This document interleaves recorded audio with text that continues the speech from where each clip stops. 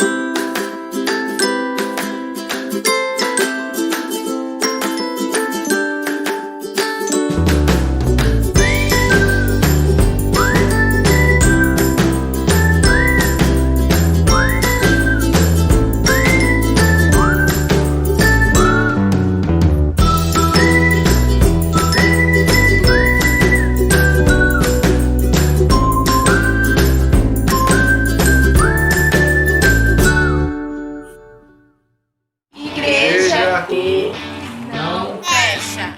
Igreja que ora. Igreja que não fecha. Igreja que Ora. Igreja Que não fecha. Igreja Que ora. que não fecha. Igreja que ora.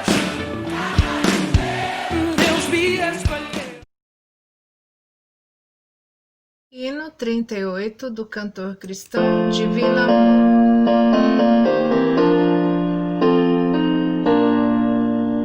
Quem pode o teu imenso amor contar?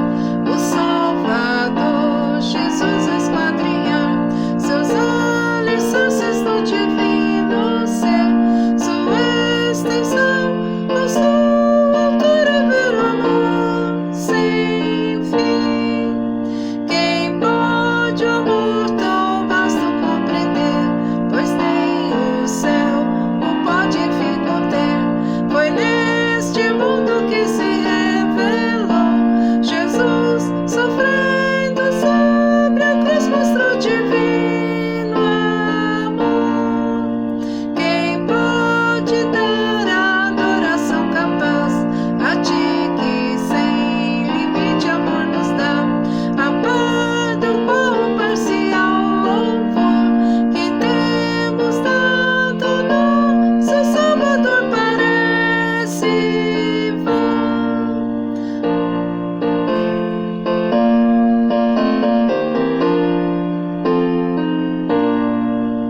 Mas sempre nos ensina o teu amor, que embora fracos temos no Senhor a fonte inesgotável de afeição, que sabe a luz do nosso coração apreciar.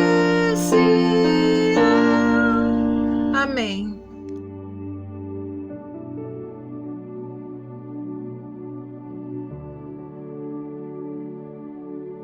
Graça e a paz, queridos irmãos, louvado seja Deus, porque temos esse canal onde podemos nos comunicar e onde nós podemos também cultuar a Deus. E eu louvo a Deus pela vida dos irmãos, louvo a Deus por aqueles que estão acessando, estão se conectando, estão se juntando a essa grande família para podermos entoar, louvar, bendizer o nome do Senhor. Deus abençoe a sua vida, Deus abençoe a sua família. Estamos orando uns pelos outros. Sabemos que temos alguns conhecidos, familiares que estão internados e nesse momento de pandemia é preciso que juntemos as nossas forças, independente das linhas de adoração, de louvor, de igreja. Isso não vem ao caso nesse momento. Então Deus abençoe a sua vida. Queremos compartilhar da palavra de Deus que vem a nós em 1 Pedro 2, de 1 a 4. 1 Pedro 2, de 1 a 4. Diz assim a palavra de Deus: portanto, livrem-se de toda maldade, de todo engano, toda hipocrisia, toda inveja, todo tipo de difamação. Como bebês recém-nascidos, desejem intensamente o puro leite espiritual, para que por meio dele cresçam e experimentem plenamente a salvação, agora que provaram a bondade do Senhor. Vocês têm se aproximado de Cristo, a pedra viva. As pessoas o rejeitaram, mas Deus o escolheu para lhe conceder grande honra. Graças a Deus. 1 Pedro 2, de 1 a 4, na Bíblia Nova Versão Transformadora. Quero falar desta feita sobre o seguinte tema: um desejo vital e salutar. Um desejo que é vida e que é saúde. De acordo com o apóstolo Pedro, uma das características de uma criança recém-nascida é o ardente desejo pelo genuíno leite espiritual. Exatamente como ocorre com os bebês naturais. Que pai ou mãe não conhece o ardente desejo de uma criança recém-nascida? É insistentemente, chora, grita. Por quê? Porque deseja o leite materno, porque deseja o alimento, de forma que o apóstolo Pedro está dizendo que nós devemos, do mesmo jeito que esses recém-nascidos desejam ardentemente o puro leite espiritual, intensamente, essa é a nossa parte. Esse desejo tem que estar dentro do nosso coração. Assim como ninguém precisa ensinar um bebê recém-nascido que deseja o leite, que a sua fonte de vida é aquele alimento, e por isso que ele intensamente quer, precisa. Assim nós que somos cristãos, entendemos também que a vida, a saúde de cada um de nós está relacionada com o desejo intenso que temos pela palavra de Deus. E isso pode parecer até óbvio, e deveria ser mesmo, irmãos, mas não é. Nós estamos vivenciando, como um povo de Deus, uma situação de evangélicos aqui no Brasil, vive uma situação anormal e às vezes até perigosa. Por quê? Porque multidões e multidões de recém-nascidos espirituais não estão se alimentando adequadamente do ensino do puro leite da palavra de Deus. Isso mesmo que vocês estão ouvindo. Isso nos assusta, como multidões e multidões não estão se alimentando consistentemente do puro leite da palavra. E na maioria nem sabem que a sua dieta está totalmente inadequada para o crescimento espiritual. É isso que nos preocupa. Há pelo menos mais de 2 décadas, 20 anos, aqui no Brasil, não era muito fácil alguém dizer que era crente, alguém se declarar crente. porque havia muita oposição e em alguns lugares perseguição, principalmente quando se pregava o evangelho.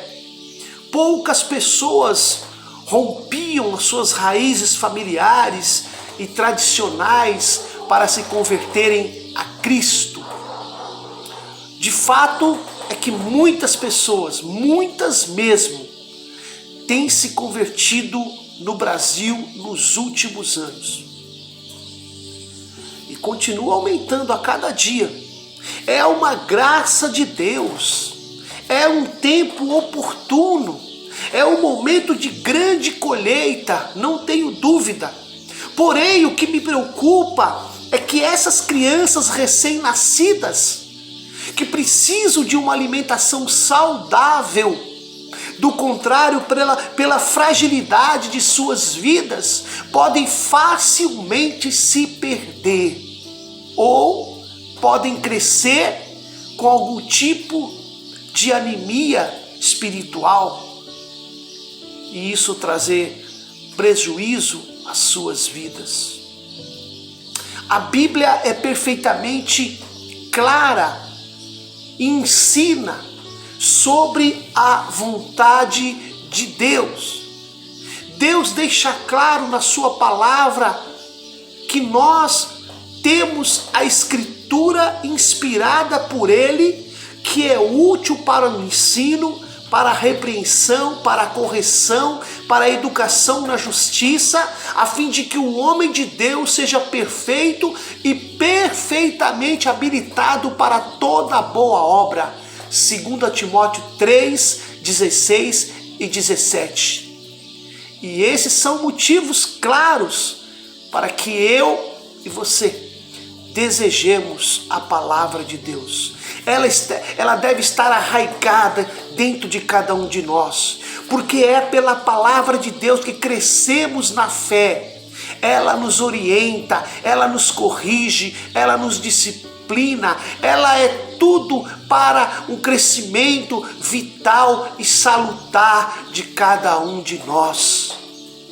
Mas precisamos ter o desejo intenso, ardente por ela, para que através dela venhamos conhecer a vontade de Deus, para que através dela venhamos crescer na graça e no conhecimento de nosso Senhor Jesus. Desejemos ardentemente essa palavra, como se estivéssemos com aquela fome, com aquela sede, porque essa é a fome que brota na nossa alma, irmãos.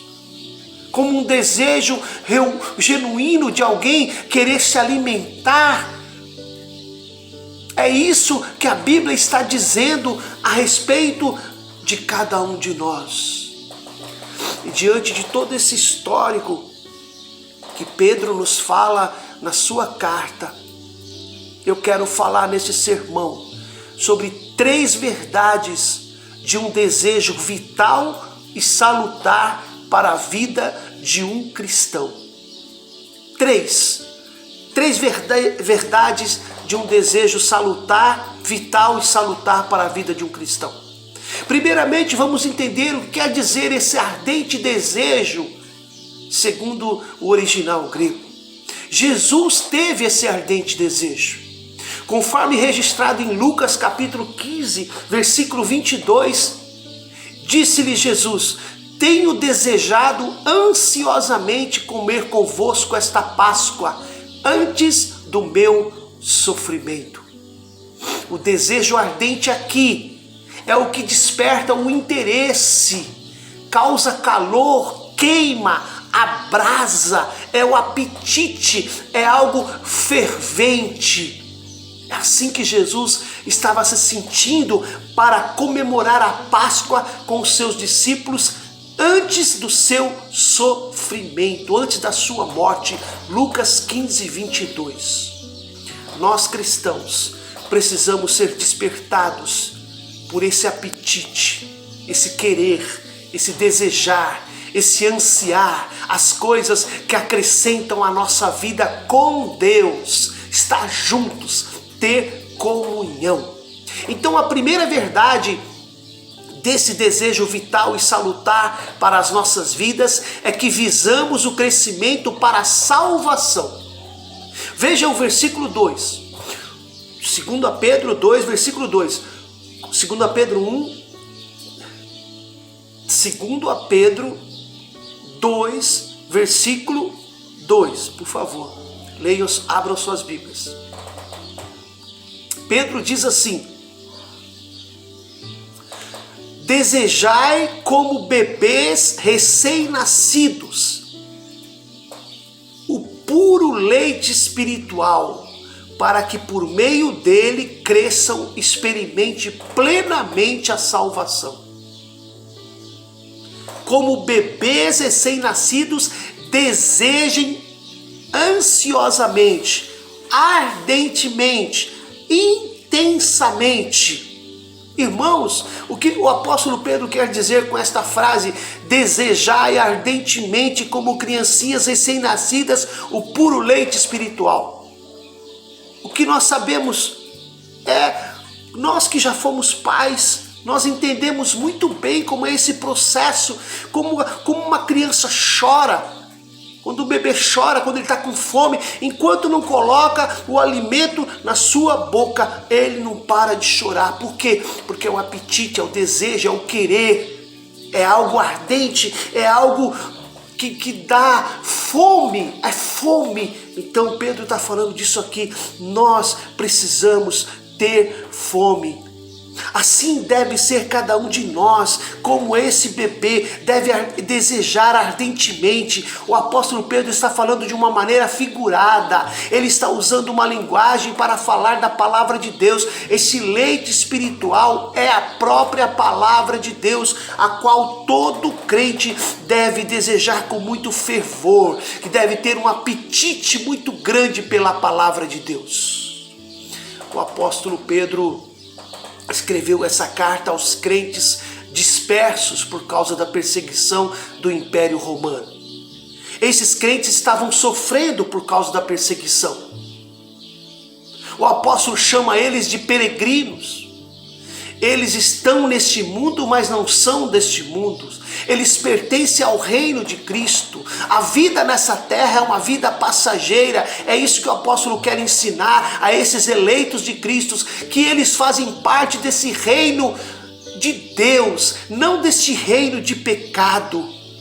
É isso que ele está falando. O apóstolo Pedro, no capítulo 1, versículo 22 e 23, diz assim: tendo purificado as vossas almas pela vossa obediência à verdade, tendo em vista o amor fraternal não fingido, amai-vos de coração uns aos outros ardentemente, pois fostes regenerados, não de semente corruptível, mas de incorruptível, mediante a palavra de Deus, a qual é viva e é permanente.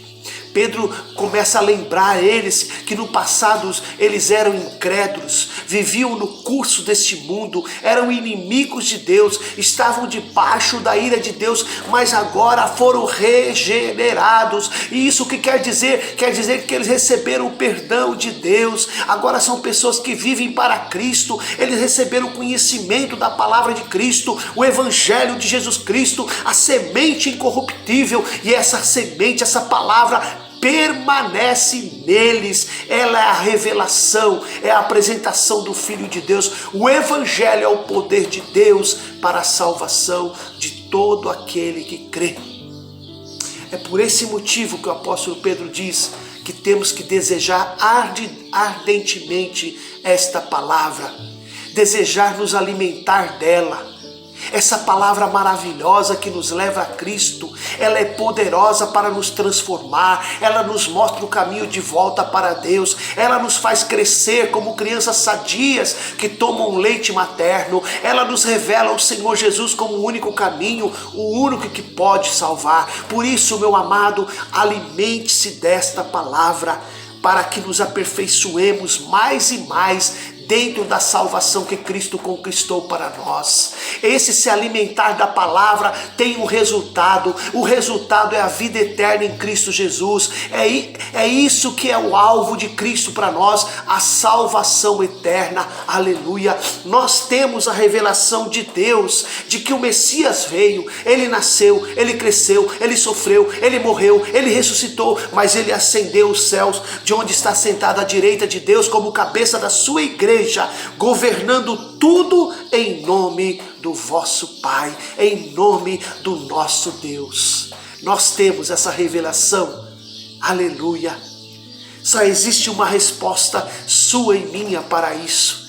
Temos esse conhecimento através da palavra de Deus, que testifica do amor de Deus, nos ensinando um amor que nós não merecíamos, um amor que é graça, que é misericórdia, que entregou o seu único filho por meio da cruz para nos dar a vida eterna.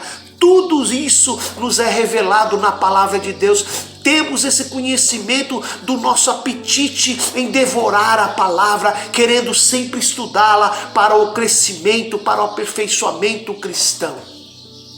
Como está o vosso apetite pela palavra de Deus?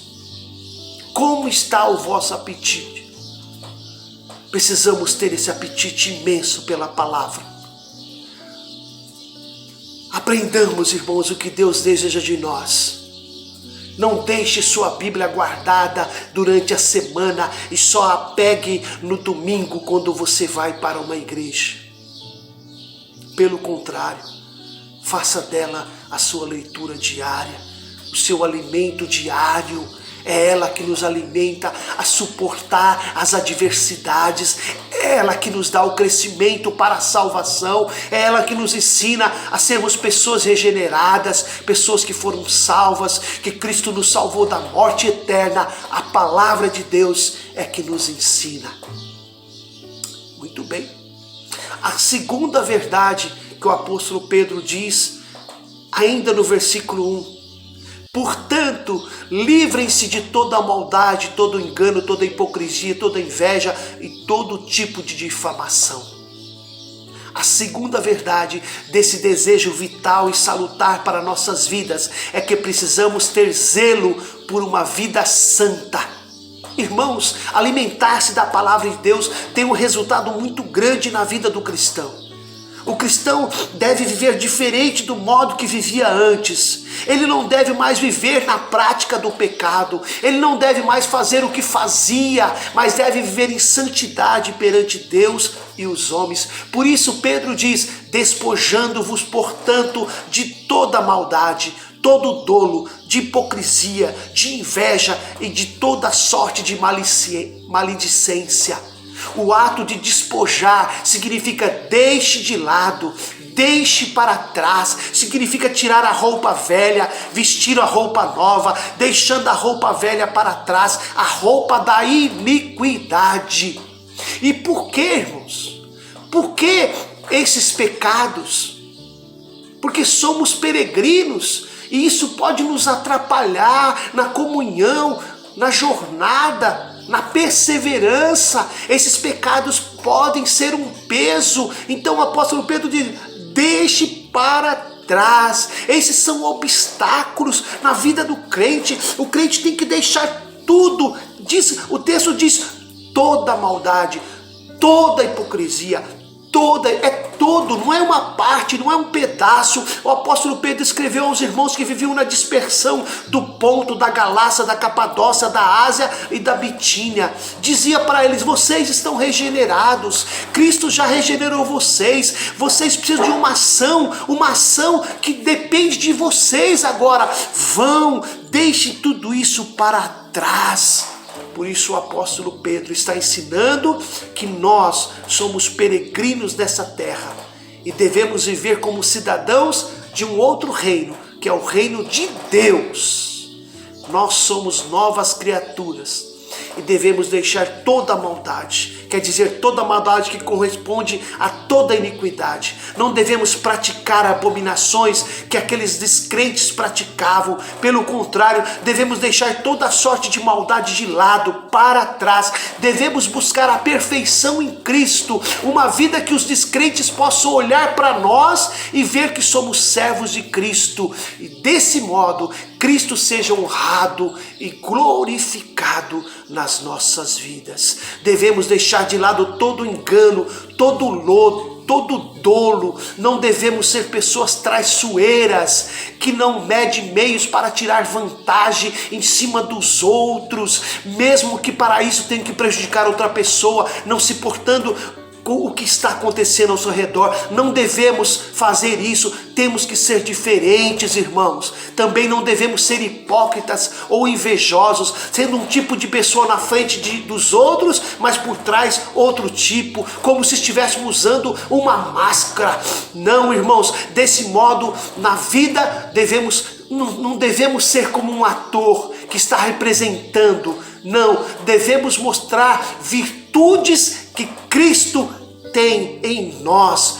Sim, irmãos, virtudes que Cristo nos ensinou, e isso pela palavra. Não devemos ter inveja das pessoas, cobiçando os seus bens, a mulher do próximo. Não devemos deixar a inveja tomar conta do nosso coração. A inveja pode até matar. Não tenham inveja das coisas que os outros têm. Devemos nos contentar com o que Deus nos dá. O que temos já é uma dádiva imerecida que Deus entregou em nossas mãos. Devemos deixar toda sorte de maledicências. Maledicência é você falar mal do seu próximo, é você falar tão mal a ponto de prejudicar a pessoa. E esse falatório, esse fofocoísmo, essa fofoca arruína com a vida da pessoa. Esse falatório é como uma lança que penetra o coração daquele que é alvo do falatório. Devemos deixar de lado todos esses pecados, deixar para trás,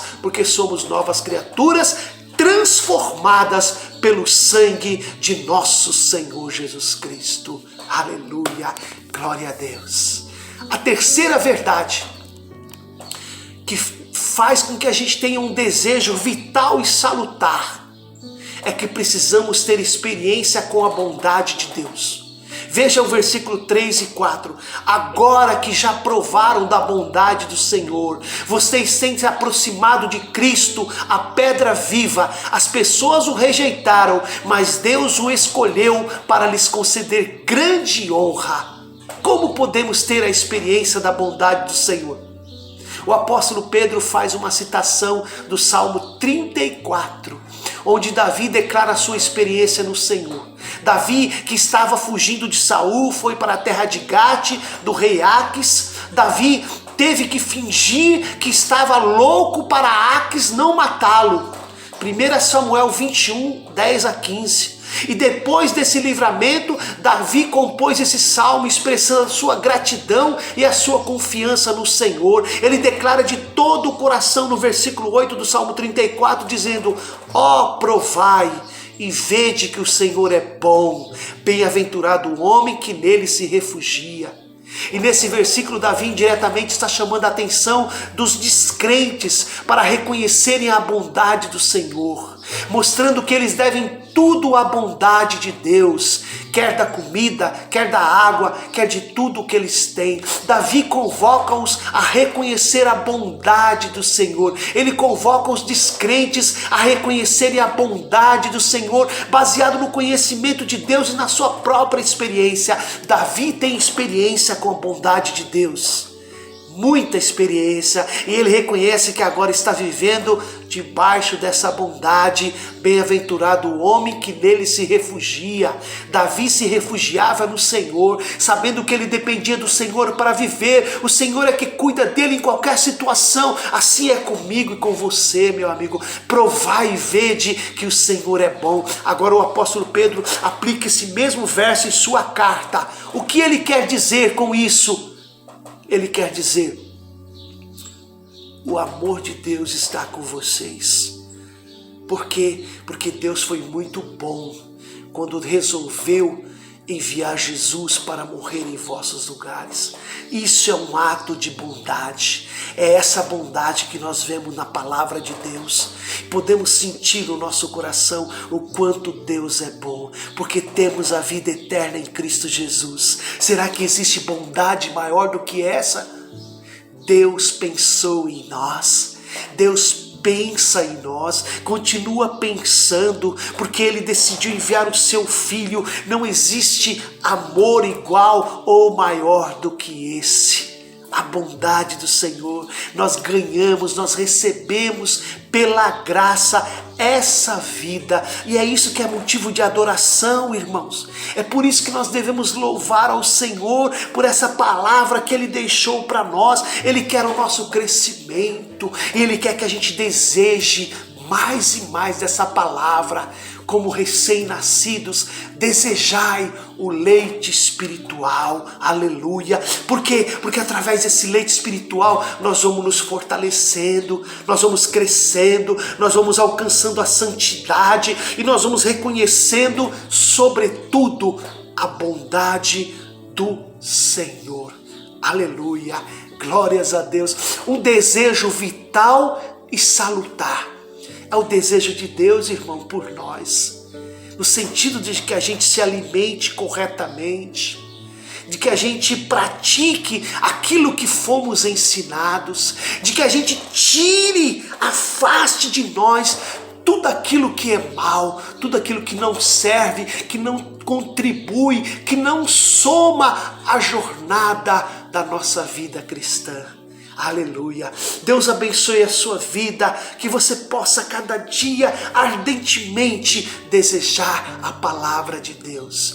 Um forte abraço, até a próxima, onde estaremos compartilhando da palavra de Deus. Um forte abraço em Cristo, um prazer em Cristo estar junto. Deus abençoe, até mais.